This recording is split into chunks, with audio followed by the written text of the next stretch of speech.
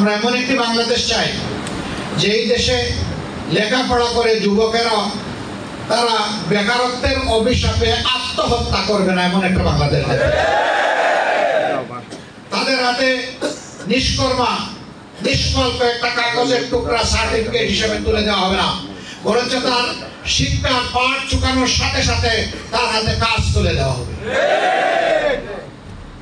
শিক্ষাকে নৈতিকতা এবং বাস্তবতার ভিত্তিতে আমরা ঢেলে সাজাতে চাই। এমন একটা বাংলাদেশ আমাদের প্রয়োজন।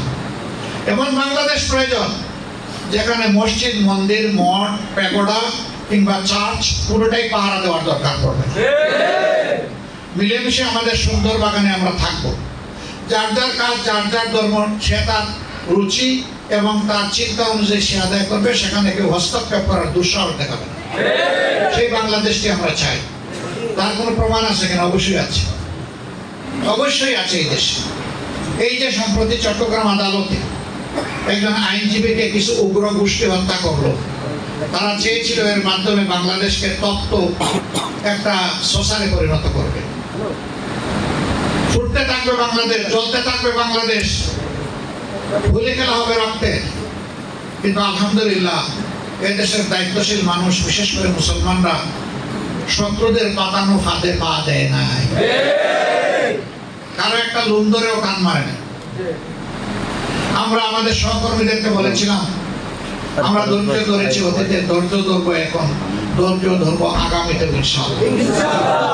আমরা এই দেশের জন্য ত্যাগ স্বীকার করেছি, এখন করছি, ভবিষ্যতেও করবো ইনশাআল্লাহ। অতএব শান্ত থাকতে হবে, ধৈর্য ধরতে হবে। আলহামদুলিল্লাহ সবাই শান্ত থেকেছে, ধৈর্য ধরেছে। আমরা সেই বাংলাদেশটাই চাচ্ছি, যে মিলেমিশে ফুলের বাগানকে সবাই আমরা সাজাবো ইনশাআল্লাহ। আমরা আর কেমন বাংলাদেশ চাই? আমরা ওই বাংলাদেশ চাই যেই দেশের কোর্ট, কাছারি, অফিস, আদালত, মিল, সেক্টর, ইন্ডাস্ট্রি, কর্পোরেশন, স্বায়ত্তশাসিত শাসিত প্রতিষ্ঠান, কোথাও গিয়ে আপনি লাঞ্ছিত হবেন না, অপমানিত হবেন না, কারো ভিক্ষা আপনাকে চাইতে হবে না, বরঞ্চ আপনার অধিকার আপনাকে সম্মানের সাথে দিতে হবে। সেই বাংলাদেশ চাই। শ্রমিক তার ঘামের অধিকার পাবে, মূল্য পাবে। কৃষক তার মাঠে যে ফসল ফলায় তার মর্যাদা পাবে। অফিসের কর্মচারী আল্লাহকে ভয় করে কলম চালাবে। বিচারকের আসনে বসে মানুষের উপরে জুলুম করবে না। আমরা সেই বাংলাদেশ চাই। আপনারা কি এমন একটা বাংলাদেশ চান? আলহামদুলিল্লাহ এই বাংলাদেশের স্বপ্ন আমরা দেখি। আমরা কথা দিচ্ছি, এই দায়িত্ব যদি আল্লাহ তাআলা আমাদেরকে দেন, আল্লাহ ভালো থাকে, তাহলে জনগণের মনে অবশ্যই ভালোবাসা আল্লাহ পয়দা করে দেবেন, এবং সেই ভালোবাসার আমরা প্রতিদান দেওয়ার চেষ্টা করবো ইনশাআল্লাহ। আমরা ভালোবাসাকে আমাদের জন্য আশীর্বাদ মনে করব, এই ভালোবাসার জন্য ঋণী থাকবো, এবং এই ভালোবাসার প্রতিদান হিসেবে আমরা জনগণের সেবা করার চেষ্টা করব।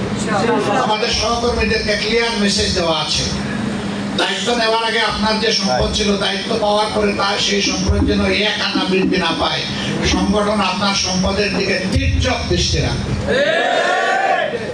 রাষ্ট্রের পর্যবেক্ষণ সংস্থা লাগবে না, এর জন্য দেশের বুকে আমাদের 2.5 কোটি পর্যবেক্ষক যথেষ্ট। এই সহকর্মীরাই আপনাদের দিকে তীর্যক দৃষ্টিতে খবর রাখবেন।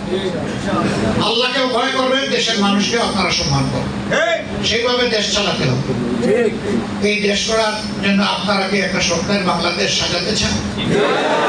তাহলে সকলের সহযোগিতা লাগবে, বিশেষ করে আমার মিডিয়া বন্ধুদের সহযোগিতা।